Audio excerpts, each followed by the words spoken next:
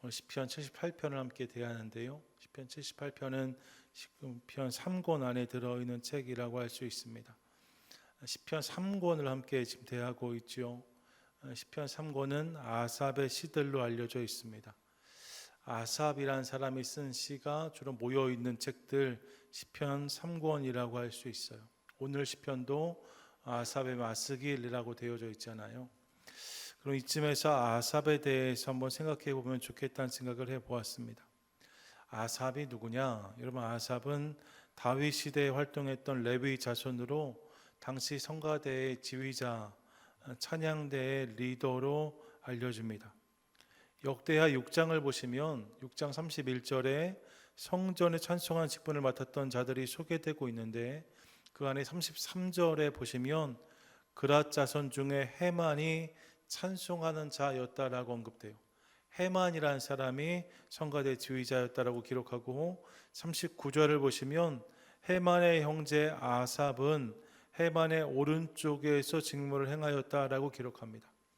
그러니까 두 번째 지휘자라고 할 수 있어요. 본 지휘자 오른쪽에 서 있는 사람, 세컨이라고 할 수 있는데, 그렇게 성가대를 이끌었던 사람, 그가 아삽이라고 말씀드릴 수 있는 거죠. 또 역대상 16장을 보시면 이렇게 말씀하는데, 16장 7, 8, 9절에 그날에 다윗이 아삽과 그의 형제를 세워 먼저 여호와께 감사하게 하여 이르기를, 너희는 여호와께 감사하며 그의 이름을 불러 아뢰며 그가 행하신 일을 만민 중에 알릴지어다. 그에게 노래하며 그를 찬양하고 그의 모든 기사를 전할지어다 라고 말합니다. 다윗이 아삽과 그 형제들에게 이것을 명했다는 거예요. 무엇을 명합니까? 하나님께 감사하고 그의 이름을 부르며 그가 행하신 일들을 만민에 알 수 있도록 가사를 쓰고 노래하며 찬양하게 하였다라고 말하고 있는 거죠. 이런 다윗의 명을 받고 그렇게 하나님에 대한 찬양을 쓰고 노래했던 사람, 아삽이라고 할 수 있습니다.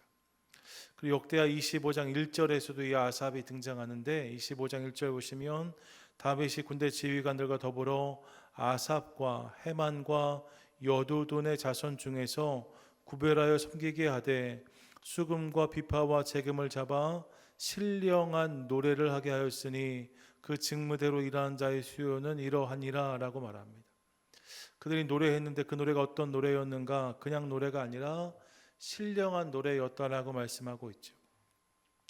영감을 가지고 쓰였고 불려진 찬양들, 그 찬양들 안에 아삽이 있었다는 거예요. 영감을 가지고 찬양을 쓰고 그런 영감을 가지고 찬양을 불렀던 사람, 아삽이라고 할 수 있습니다. 그런 이유로 역대하 29장 30절에 가보면 이렇게 기록하는데, 히스기야 왕이 귀인들과 더불어 레위 사람을 명령하여 다윗과 선견자 아삽의 시로 여호와를 찬송하게 하매 그들이 즐거움으로 찬송하고 몸을 굽혀 예배하니라 라고 말합니다.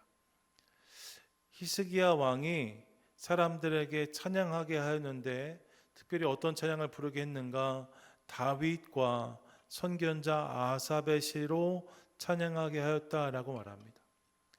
아삽의 시편은 말할 것도 없고요, 다윗의 시편은 말할 것도 없고, 아삽의 시를 부르게 하였는데 그 아삽을 선견자라고 표현하고 있어요. 선견자, 선지자 같은 의미거든요. 그러니까 그 정도로 선지자라고까지 불렸던 사람, 아삽이라고 할 수 있어요. 영감 있는 찬양을 쓰고 불렀던 그 감동을 인하여서 사람들이 그를 선지자라고까지 평했던 사람이 아삽입니다. 이런 아삽이 들려주는 메시지들을 대하고 있고, 시편 78편도 이와 같은데, 특별히 오늘 시편은 아삽의 마스길이라고 되어져 있어요. 마스길이란 단어는 교훈이라는 의미거든요. 시편 전체 13개의 마스길이 있는데 하나님 백성들이 꼭 기억해야 될 교훈의 말씀들이 그 안에 담겨 있다라고 설명드릴 수 있습니다. 오늘 78편도 그런 내용을 소개하고 있는 거죠. 하나님 백성들이 반드시 새겨야 할, 기억해야 될 교훈이 어떤 것인가? 오늘 본문을 보시지요. 먼저 1절을 보시면 이렇게 말씀하는데, 1절 함께 읽겠습니다. 시작. 내 백성이여 내 율법을 들으며 내 입의 말에 귀를 기울일지어다. 아멘. 하나님 백성에게 요구된 첫 번째 태도가 무엇인가? 그것은 여호와께 귀를 기울이는 것이라는 사실을 깨닫습니다. 하나님 백성됨, 하나님 백성들이 갖춰야 될 태도가 무엇인가? 하나님께 귀를 기울이는 것이라고 말씀하고 있는 거예요. 예, 여러분, 하나님의 백성은 기본적으로 그분께 듣는 사람들이다라고 말씀드릴 수 있습니다. 본문에서 들으라는 단어가 아잔인데, 이 아잔이란 단어는 귀를 준다는 의미예요. 귀를 그에게 준다, 귀를 그에게 크게 연다, 이게 아잔이거든요. 하나님께 귀를 드리는 사람, 드려야 되는 사람, 그들이 하나님의 백성이라고 말씀하고 있는 거죠. 이 아잔과 비슷한 표현을 여러분 아세요? 그 표현이 뭡니까? 쉐마라는 표현입니다. 쉐마도 듣다죠. 사실 이 아잔과 쉐마가 비슷한 용도로 사용되었는데, 신명기 6장에서 나오는 들으라로 시작되는 본문을 보시면 그 본문이 쉐마로 시작되어져요. 이스라엘 백성들에게 하나님 말씀하시는데 쉐마로 말씀을 시작하고 있는 거죠. 들으라, 이것이 말씀의 시작이랍니다. 이스라엘 백성들을 향해서 들으라 말씀하시는 하나님을 깨닫는 거죠. 이를 통해서도 확인해요. 하나님 백성이 누구냐? 그들은 그분께 귀를 드리고 그분께로부터 듣는 사람들이다라고 말씀드릴 수 있습니다. 하나님께 듣는 사람들, 그분의 음성에 반응하는 사람들, 그들이 하나님의 백성인 거예요. 반대로 말씀드리면 그분께 귀를 기울이지 않으면, 그분께 듣지 않으면 그분의 온전한 백성이라고 할 수 없습니다. 여러분, 양이 목자의 음성을 듣는다라고 했잖아요. 목자의 음성을 듣지 않으면 그 목자의 양이 아닌 거죠. 하나님의 음성을 듣지 않으면, 하나님의 음성에 무감각하다면, 관심이 없다면 하나님 백성이라고 말할 수 없습니다. 하나님 백성이라 함은 그분의 음성을 듣는다는 의미를 가지고 있는 거예요. 아담과 하와의 죄가 어디에 시작되었습니까?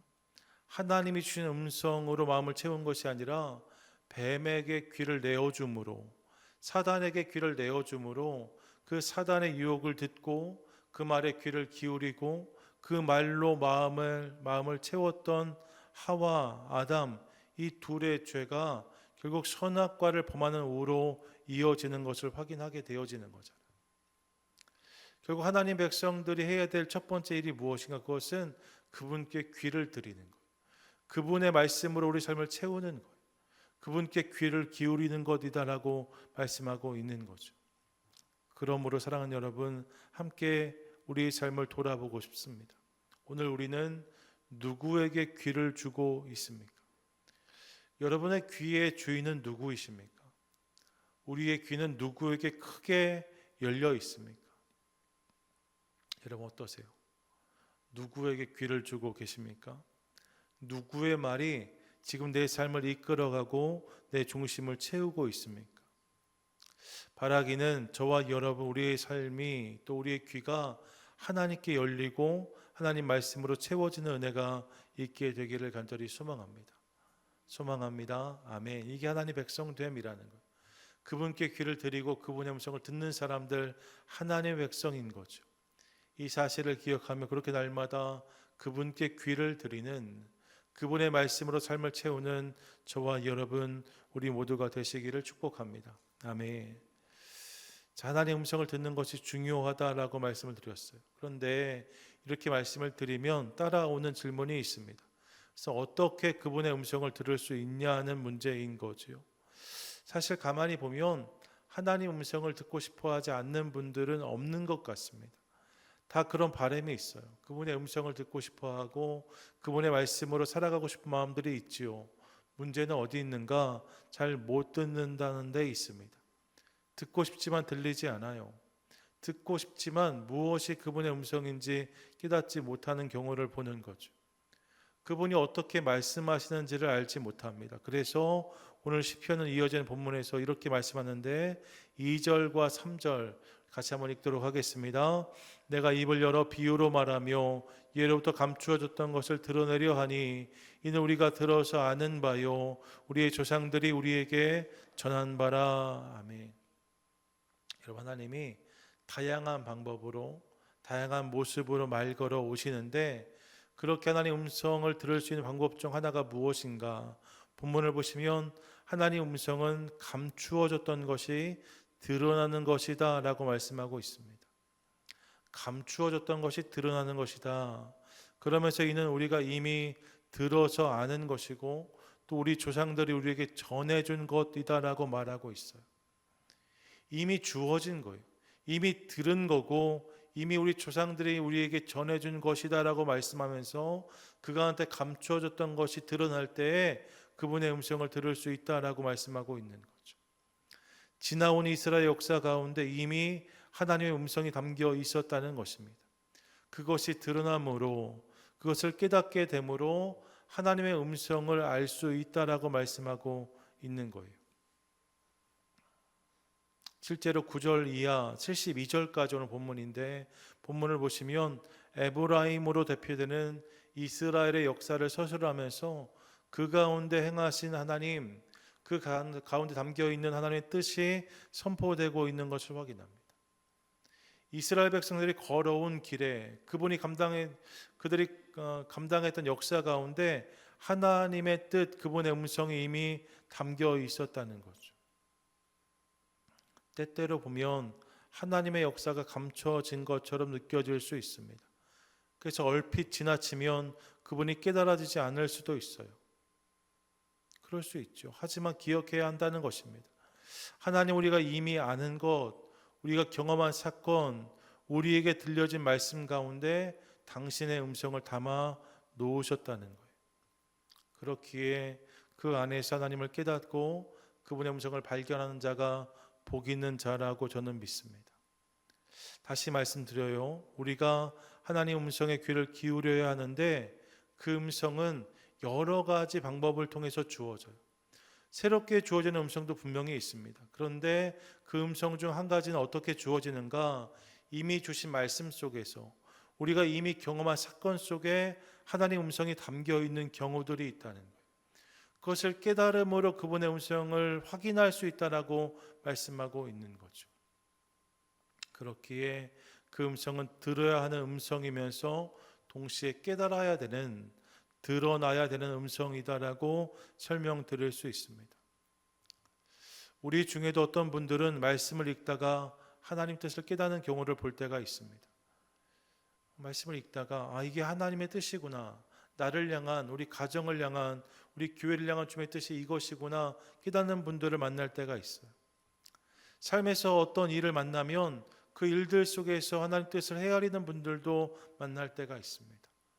삶 가운데 벌어진 일들 가운데 그분의 뜻을 찾게 되어지는 거죠.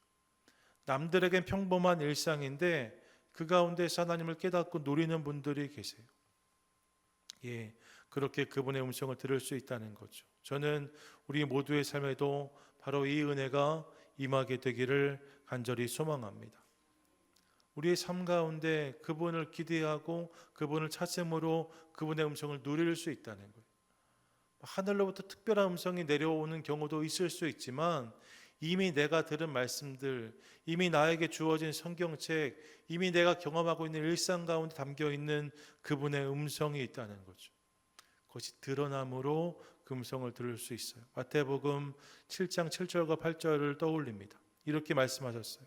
구하라, 그러면 너희에게 주실 것이요. 찾으라, 그러면 찾을 것이요.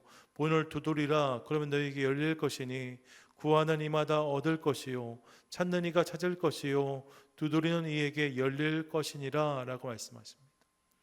결국 구하고 찾고 두드릴 때에 하나님께서 응답해 주신다는 거예요. 그분의 음성도 마찬가지라고 저는 믿습니다. 그분의 음성을 구하고 그분의 음성을 찾고 그분의 음성을 위해 두드리는 자에게 주님께서 당신의 음성을 허락해 주실 줄 믿습니다.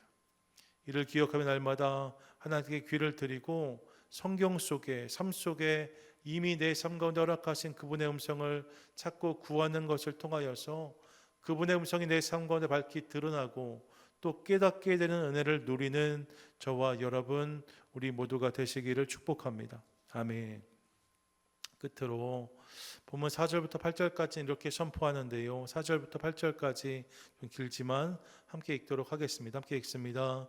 우리가 이를 그들의 자손에게 숨기지 아니하고 여호와의 영예와 그의 능력과 그가 행하신 기이한 사적을 후대에 전하리로다. 여호와께서 증거를 야곱에게 세우시며 법도를 이스라엘에게 정하시고 우리 조상들에게 명령하사 그들의 자손에게 알리라 하셨으니 이는 그들로 후대 곧 태어날 자손들에게 일어나 그들의 자손에게 일러서 그들로 그들의 소망을 하나님께 두며 하나님께서 행하신 일을 잊지 아니하고 오직 그의 계명을 지켜서 그들의 조상들 곧 완고하고 패역하여 그들의 마음이 정직하지 못하며 그 심령이 하나님께 충성하지 아니하는 세대와 같이 되지 아니하게 하려 하심이로다. 아멘.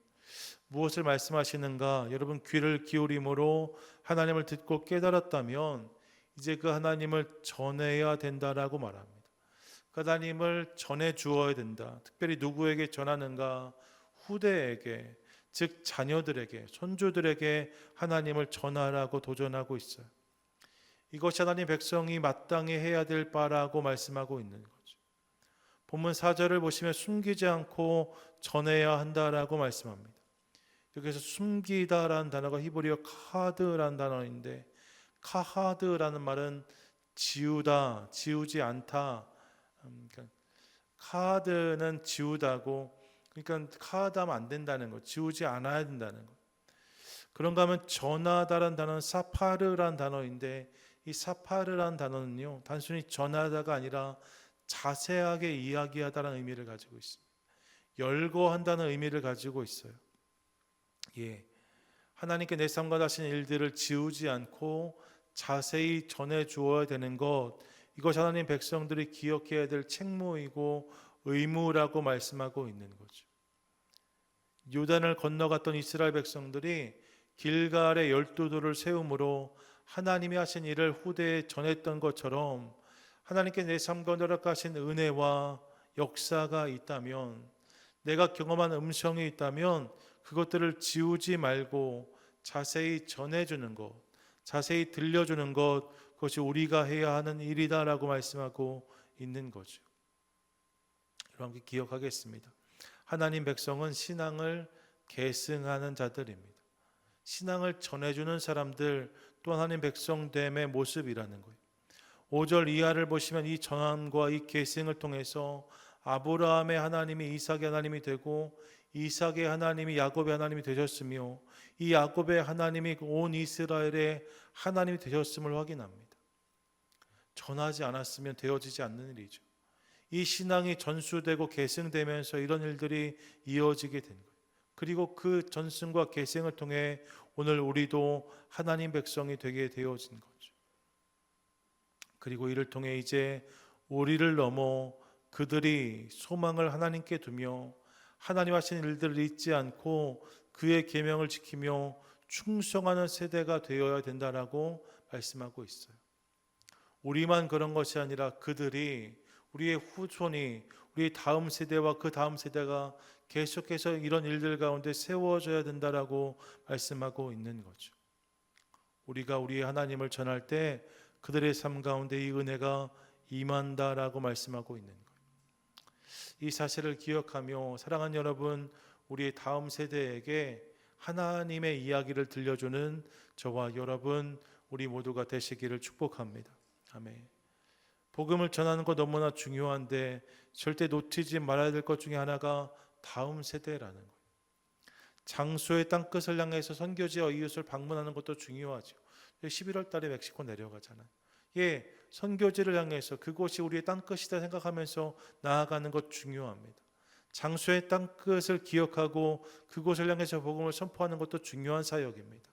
여러분, 근데 이것만큼이나 중요한 사역이 시간의 땅끝을 기억하는 거예요. 내 시간의 끝이 있고 내 시간의 끝은 다음 세대와 다 있는 거죠.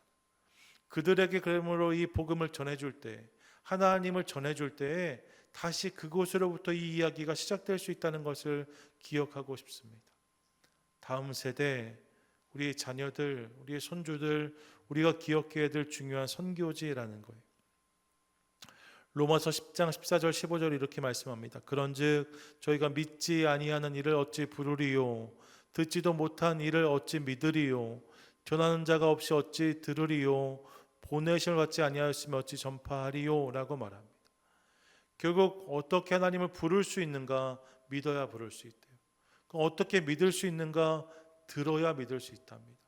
어떻게 들을 수 있는가? 전하는 자가 있어야 된다라고 말씀하고 있는 거예요. 사랑하는 여러분, 우리의 자녀가 하나님을 부르는 자녀가 될 수 있기를 간절히 소망합니다. 소망합니다. 아멘. 하나님을 부르는 자녀들. 근데 여러분, 이 일이 어디서 시작되어지는가? 우리가 하나님을 전해주는 곳에서 시작될 수 있다는 거예요. 우리가 전해줄 때 그들이 하나님을 듣고 그분을 믿고 그분을 부를 수 있게 된다라고 말씀하고 있는 거죠. 그 일이 우리 가운데 있을 때에 하나님께 속한 세대가 계속 일어나게 될 것이고, 이 일을 통해서 하나님의 이 땅 가운데 당신의 나라를 세워가실 줄 믿습니다. 바로 이 일을 꿈꾸며 계속해서 우리 자녀들에게, 다음 세대에게 하나님을 전해주는 저와 여러분, 우리 모두가 되시기를 축복합니다. 아멘. 정리하시지요. 하나님 백성 기억해야 될 교훈 말씀길, 오늘 아삽은 세 가지를 권면합니다. 첫 번째, 하나님께 귀를 기울이라고 말하고 있어요. 두 번째로 말씀과 역사를 통해 하나님을 깨달으라고 말씀합니다. 감추어졌던 것들이 드러나는 은혜를 누리라고 말해요. 세 번째로 그렇게 깨달은 하나님을 전하는 삶을 살아야 된다라고 선포하고 있습니다. 이것이 하나님의 백성들을 향해 외치는 아삽의 선포라고 할 수 있어요. 끝으로 한 가지 질문해 보죠. 그럼 아삽은 그렇게 살았을까? 아삽은 그렇게 살았을까? 에스라 2장을 보시면 바벨론 포로 생활을 마치고 돌아오는 이들이 소개되어지거든요. 누구의 가문 몇 명, 누구의 가문 몇 명, 쭉 이렇게 열거되어집니다. 근데 그 중에서 41절을 보시면 이렇게 말씀하는데, 에스라 2장 41절 보니까 노래하는 자들은 아삽 자손이 128명이요 라고 말합니다. 앞에 누구의 자손 몇 명, 누구의 자손 몇 명 쭉 얘기하다가 이 앞에 레위 자손을 소개한다라고 말한 다음에 41절에서 노래하는 자들은 아삽 자손이 128명이다라고 말해요. 여기서 노래한다는 것은 하나님을 찬양한다는 의미이겠죠. 이 여러분, 아삽의 자손 가운데 그런 이들이 여전히 있었다는 거예요. 나라가 망했습니다. 포로로 끌려갔습니다. 여러 가지로 큰 유혹과 바벨론에 살아가면서 그 땅에 유화된 사람들이 많이 있었거든요. 동화된 사람들 많이 있었거든요. 그렇게 변한 사람들도 많이 있었는데, 그럼에도 불구하고 계속해서 하나님을 찬양했던 후손들이 누구의 가문에 있었는가? 아삽의 가문에 있었다라고 말씀하고 있는 거예요. 아삽의 가문에 여전히 하나님을 찬양하는 이들이 있었다 말씀하고 있는 거죠. 동일한 은혜를 구합니다. 우리도 우리의 삶 가운데 이런 간증, 이런 고백이 있게 되기를 소망해요. 바라기는 오늘 말씀을 기억함으로 마지막 때에 하나님을 찬양하는 누구누구의 자손이 몇 명이요, 이렇게 말씀하실 때 말입니다. 그것이 저와 여러분 우리 모두의 이야기가 될 수 있기를 원하고, 이를 위해 내가 하나님을 경험하고 그 하나님을 우리 다음 세대에 전해주는 귀한 사명을 넉넉히 감당하는 그런 인생을 살아가는 저와 여러분 우리 모두가 되시기를 주님의 이름으로 간절히 축원드립니다. 아멘.